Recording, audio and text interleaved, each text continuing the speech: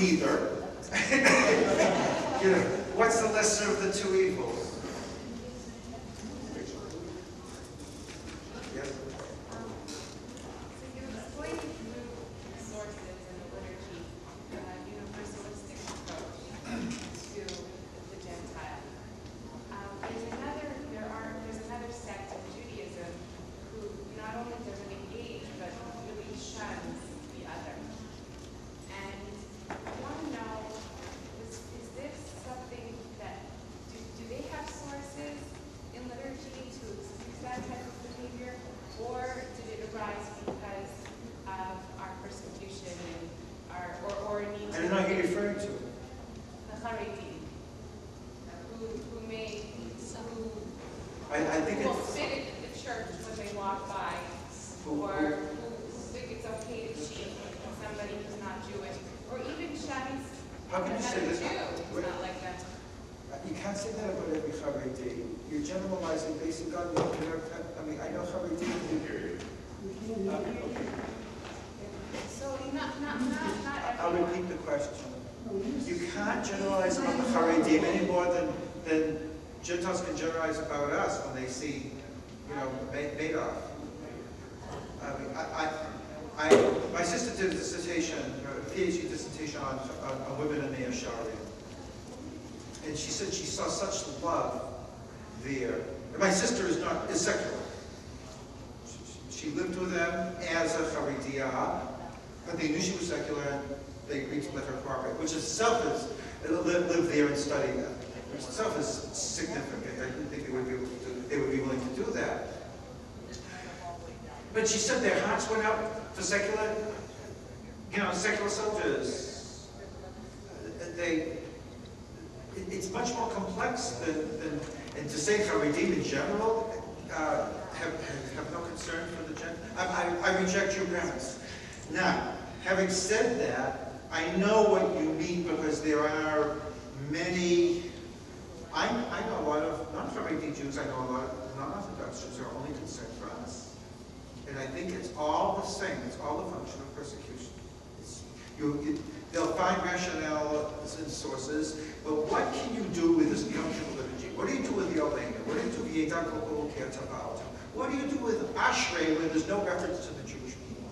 What do you do with Al-Kain when there's no reference to the Jewish people? And that's our closure for every single prayer.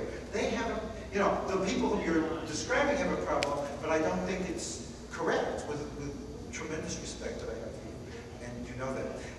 To sort of generalize about the Haredim, maybe I'm being too kind and too liberal to the Haredim. But yeah, I mean, in my personal experience. There were a whole group of civic rabbis who went to see Ahmadinejad recently. And while I think they're very naive, I couldn't help but admire their reaching out and trying to build a world. I mean, you have the Tory Carter who feel that the country should become Palestine. I mean, there is a lot of naivete there. And there's a lot of ideology, and the religious anti-Zionism is a whole issue which has to do with the vision of Messianism and the question of the appropriateness of taking our sovereignty into our own hands. And that has nothing to do necessarily with hating Goyim. Or you had mentioned that one of the prayers may have been written in the 11th and the 12th century, which is the same time at the beginning of the Crusades, which apparently went on for almost 200 years, with the 3 Crusades going on. In that period of time, was there a lot more prayer added to the Siddur than usual, or was it just a period of more hibernation and hiding and trying to survive for the Jew? Now, I think in response, Judaism flourished very nicely after the Crusades. You have the Balei Tosfot. But the first Crusade was really the worst. Yeah. But in 1096. But the whole Tosafistic movement in northern France was following the first Crusade. That was after, but in that period of time of the Crusades, was it more, as you mentioned earlier, it was hard in prayer to say. During the Crusades, I think you had to run zigzag and keep your tuchus low. I mean, it was very, very bad. Like, whoa. Okay. It was terrible. I don't know. When are you going to daven?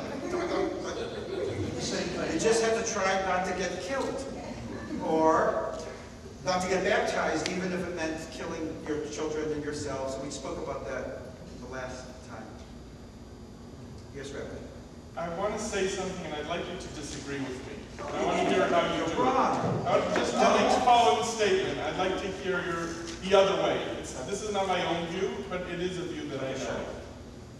All of the statements in the Rosh Hashanah liturgy that you have brought in, speaking about the world and all the nations of the world being transformed, those are our prayers for a perfect messianic era, la'atid lavo, in the time to come. But they are not meant to act as mandates for what we should do now.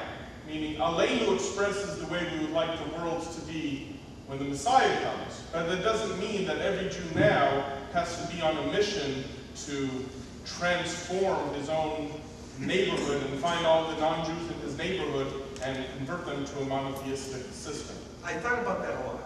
And I think to a certain extent that's correct. But if you think about if it is a value, we certainly shouldn't do anything to undermine it. And that's why I said I can't be an evangelist. I cannot be an evangelist to the Gentiles. So I said it's because of my bitterness. But you're arguing, even if I weren't so bitter because of the persecutions and so concerned primarily for our own survival, you're saying leave that up to God. So the prayers therefore are saying, look, you just do it, and not in partnership with us. So what? Because I'm just... Not a religious we have many mandates. We have many areas of halakha where we're told to do this on this day, and this on that day, and this once a week, and this once a year. And there doesn't seem to have been a system in the last couple thousand years mandating the kind of activity that would come about as a result of your suggestion. So could people be drawing a conclusion from that the prayers of Aleinu and Rosh Hashanah and the lessons of Yonah are there to act as, just as we say on Pesach, Shvo Chamatcha, unleash your anger on the nations that do not recognize you, and we take that to be God's job. No one's suggesting that we go out and unleash any divine anger on non-monotheists, right? I want to hear you argue. I am not arguing with you. I'd like to hear you convince me that that argument is incorrect. Well, first of all, it just stands to reason. As far as deeds of loving kindness, the halacha is we're obligated to social welfare for the Gentiles in our midst, even at the expense of providing for the Jews. We have to provide for the Gentiles in our midst as well. That's psak halacha. There's been a tshuva from someone in Telz about 20 years ago, commissioned by this college and federation, as to whether the Jewish Federation should expend, resources to help Gentiles at the expense of not having less than Jews. And the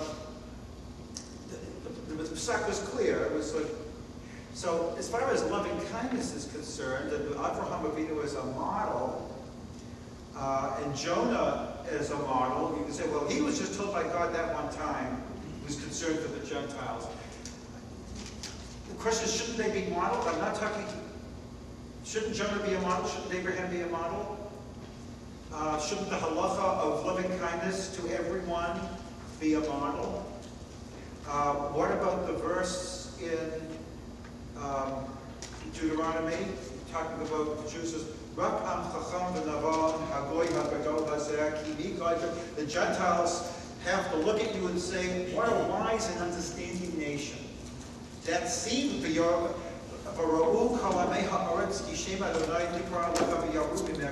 they'll all see that the name of Hashem is on you, and doesn't mean they'll cower and cringe. It means they'll be in awe of what you stand for. When Isaiah says that we should be or Goyim, that's sort of, well, that'll happen automatically. You don't have to work at it. So why tell us?